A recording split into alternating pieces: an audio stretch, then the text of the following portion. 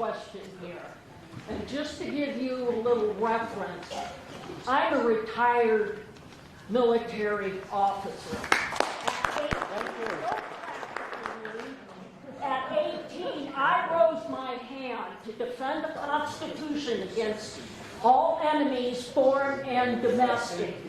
And at that time, well, I still am. I am still a Republican.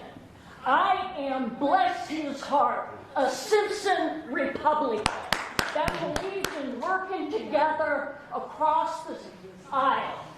And my question, having looked at Musk's Doge, whatever website, you are a lawyer. Where is this fraud? Who, what company, what organization, what personnel I'll just start reading some of it. are we going after? I'll just start reading some of it. I'll just start reading it right now if you'd like me to. I'll just focus on USAID spending right here. I didn't say spending, I said actual fraud. This is what it is. This is the spending associated with the fraud. This is the fraud. Spending is the fraud. No. Yeah, it is. Spending you don't like. Yes, it is. We go after specific companies or specific personnel that are committing fraud. 500,000. This is fraud. No. This is fraudulent spending. No, it may be abusive spending, but it's not. Well, and what I said. I just wanted to see what your plan is to address the issue with the administration talking about classified military operations and signal. And will you demand the immediate resignation of Pete Hegseth?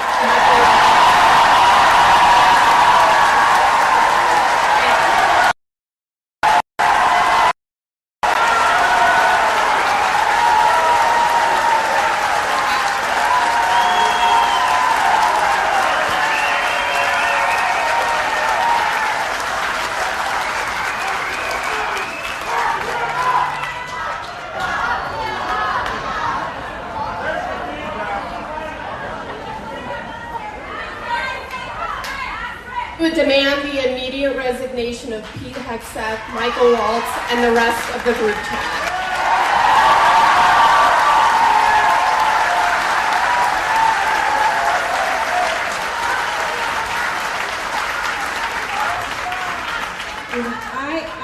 So let me just address, no, I will not demand their resignation.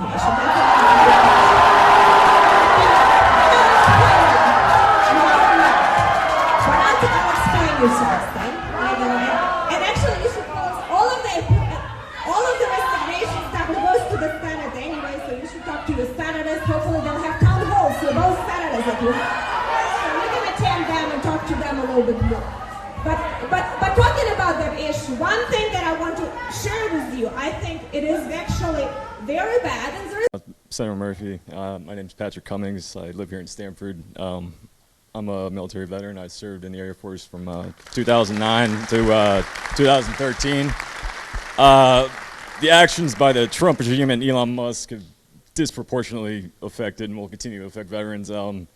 As we know, they make up a third of the federal workforce, and they're losing jobs just every single day. Plans to cut, I think, 80,000 jobs at the VA by August. The suicide hotline employees were indiscriminately fired for God knows why. And this is going to certainly continue to affect veterans going forward. It's only going to get worse, I imagine. And I just wanted to state that healthcare and service-connected disability compensation, these are not entitlements. These are benefits which we earn through our honorable military service and injuries sustained in the line of duty. And the VHA delivers health care for those injuries and diseases that disproportionately affect veterans. So let me just say what you said again in case people didn't hear it. Veterans make up 30% of the federal workforce. They are 5% of the private sector workforce. They are 30% of the federal workforce. And when you fire everybody who is a probationary employee, you are predominantly firing veterans. You are firing young veterans who just came out of the service, who transferred to go do another job in the federal government because they want to keep serving. And just because they are a young veteran, they have all of a sudden been laid off. And so this mass firing, which, by the way, has been stopped for the time being by the courts, has a disproportionate impact on veterans. The very people that we should be lifting up and giving preference for federal jobs are getting disproportionately fired by this policy. This is my son Joseph Peters, who has autism and lives in his own apartment with his aide in Hackensack for 7 years. All right. Medicaid is hard. That's my job, to do the food stamps, the rental voucher, SSI, DDD, and to do the paperwork and get it done. But it works. For 7 years, he lives independently with supports in his community. A 10% cut would impact this life and all the other ones that are going to need it that are coming down the road, and families like mine. And it's no way to live, but I will do everything in my power and anything I can to support you and anybody that can make this not happen. I just want to say I love my helpers, for one thing. I love my apartment. And just please, please, for the love of God, don't cut Medicaid.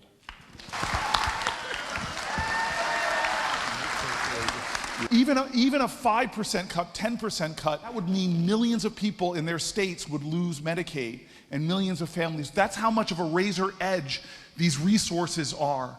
So what she is saying, everything she is saying is true. But Joseph, what you just did in front of this room of 1,000 people, that courage, we all need your courage. We all need your strength. We all need your inspiration. We all need to stand like you stood, and you are one of the best hugs I've gotten this entire year, so thank you. Thank you. Pundits and politicians across America today are digesting the potential impact of yesterday's rallies, with protesters in all 50 states gathering to push back against President Trump and Elon Musk. Among the demonstrators was Representative Al Green, who was censured for protesting Trump during his joint address to Congress. Green announced he will be filing articles of impeachment against the president in the next 30 days. For every Goliath, there is a David. I'm bringing articles of impeachment. I'm coming for you, Mr. President. This David is coming for you. You don't deserve the office you hold. You can't be entrusted with liberty and justice for all. You can't be entrusted with government of the people, by the people, for the people. I'm coming for you. Joining us now, Michigan Representative Hillary Scholten. She's on the House Transportation Committee and the Small Business Committee. All right, Congresswoman, your response to the protests that we saw over the weekend, there's getting a lot of hype, but is that realistic? Is it enough? We are hearing the exact same thing that we saw yesterday across our district at town halls. In Michigan, there were 50 protests yesterday across the state. Tens of thousands of people came out to make their voices heard because they are so upset by what is happening in our country. My district, deeply conservative. I am the first Democrat in a century to hold this seat. This was once Gerald Ford's seat in Congress. And when we're holding our town halls, I'm hearing people come out and they're saying, listen, I'm a Republican. I even voted for Trump, but I didn't vote for this. I also want to ask you what you're hearing from constituents about tariffs, especially given Michigan, car manufacturing. The USMCA was set up, this Mexico-Canada trade deal, to kind of facilitate this, and there's an exception for some of those productions, but are constituents worried about other things, furniture, food, all of the above? They're deeply concerned. We're hearing from our ag sector. We make furniture in Grand Rapids, and as well as our defense contracting space as well. We're concerned that the American military is actually going to have to be paying more for their, our fighter jets that we're creating. It's that you might go into manufacturing. You can't even imagine the amount of goods and services that we import from various locations that are now being taxed at a blanket tariff. We don't have to do it this way. This is the reality under Trump. Chaos is the point. He's sowing division. California is talking about how they want to go their own way and carve out their own tariffs. We are the United States of America. We need to stand firm, negotiate the best tariff deals that we can and not do it in a way that is going to rocket the American economy. $6 trillion worth of savings lost in the stock market. I've got close to 70 families coming out to Washington, D.C. this week for spring break. Many of them saving thousands of dollars to take this once-in-a-lifetime trip for many of them. And they're going to be hit smack dab with surcharges, at every single restaurant they go to because prices are rising and the dollars they save for this trip are not going to go as far. And speaking of families, I want to ask you about what happened in the House last week when your Republican colleague Anna Paulina Luna worked to force a vote to allow proxy voting in the House for new parents. Speaker Mike Johnson tried to stop the measure from coming up for a vote, but actually 8 Republicans defied him. Does it show that, in response to Johnson, he sent everybody home? So is that an effective way to run the chamber? And does it start to show potentially cracks in the GOP unity? It absolutely does. This was nothing short of a temper tantrum from Mike Johnson. You see him not getting his way. The vast majority of the Congress, the House of Representatives, spoke through this proxy voting, bipartisan, Republicans and Democrats. They said, we want this. Mike Johnson said, I actually saw a lot of Republican support saying we want women to have children. We need to make it easier for them to do all of the above. This from the party of family values, supposedly, right? And yet Mike Johnson is willing to shut down Congress, stop the people's business, right, and send us home because he doesn't want this to go forward. When over 50% said, we do. We had the votes to get it passed. He shut it down. He sent us home.